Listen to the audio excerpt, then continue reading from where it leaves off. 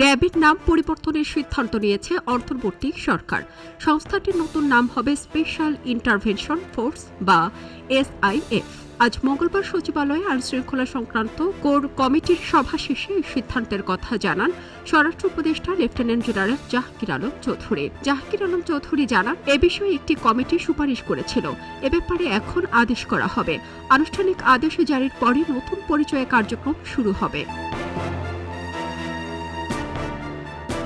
শুধু নাম নয়, ইউনিটটির পোশাকেও পরিবর্তন আনা হচ্ছে। ইতিমধ্যে নতুন পোশাক প্রস্তুতের কাজ শুরু হয়েছে। আগামী সপ্তাহ থেকে সদস্যদের নতুন ইউনিফর্মে দেখা যেতে পারে। স্বরাষ্ট্র উপদেষ্টা দাবি করেন, গত 1.5 বছরে র্যাবের কার্যক্রম ও কাজের মানে ইতিবাচক পরিবর্তন এসেছে। সেই পরিবর্তনের ধারাবাহিকতায় বাহিনীর নতুন পরিচয় দেয়া হয়েছে। র্যাবের বিরুদ্ধে মানবাধিকার লঙ্ঘনের অভিযোগ দীর্ঘদিনের। ক্রসফায়ার ও বন্দুক যুদ্ধের নামে শত শত বিচার বহির্ভূত হত্যার অভিযোগ ওঠে এই র্যাবের বিরুদ্ধে।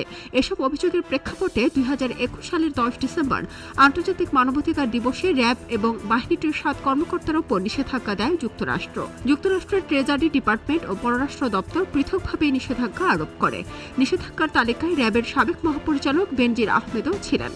তার বিরুদ্ধে যুক্তরাষ্ট্রের প্রবেশ নিষেধাজ্ঞাও জারি করা হয়েছিল। এছাড়া 2024 সালের 1 জুলাই থেকে 15 আগস্ট সংঘটিত ঘটনার প্রবাহ বিশ্লেষণ করে জাতিসংঘের মানবাধিকার বিষয়ক হাইকমিশনারের দপ্তর যে তথ্যানুসন্ধান প্রতিবেদন প্রকাশ করেছে, সেখানে র্যাব বিলুপ্তির সুপারিশও রয়েছে। নিউ ইয়র্ক ভিত্তিক মানবাধিকার সংগঠন হিউম্যান রাইটস ওয়াচ দীর্ঘদিন ধরে র্যাব বিলুপ্তির দাবি জানিয়ে আসছিল। ফলে র্যাব বিলুপ্তি না করে র্যাবের নাম পরিবর্তনের সিদ্ধান্ত নিয়েছে সরকার। সারা জেরিন, খবরের কাগজ। এলো খবরের কাগজ, নিখাত, নির্ভীক, নিরপেক্ষ।